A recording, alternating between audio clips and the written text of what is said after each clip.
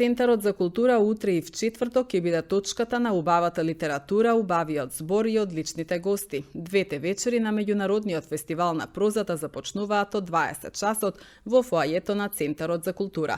Дел од фестивалските вечери ќе бидат Весна Мојсова-Чепишевска, Огнена Никулски, Олја Стојанова од Бугарија, Душко Крстевски модератор, Ана Голешка-Джикова, Филип Груиќ од Србија, Лидија Димковска, Наташа Сарджоска и Ана Јовковска модератор.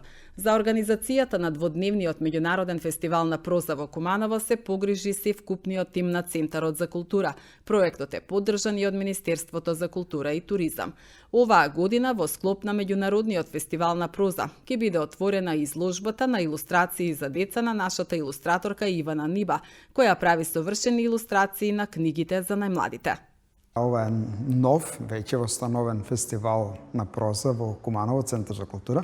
Вистина сме радосни заради тој факт. Еве четврта година поред го одржуваме фестивалот со одобрени средства од Министерство за култура и со мала финансиска помош од општина Куманово.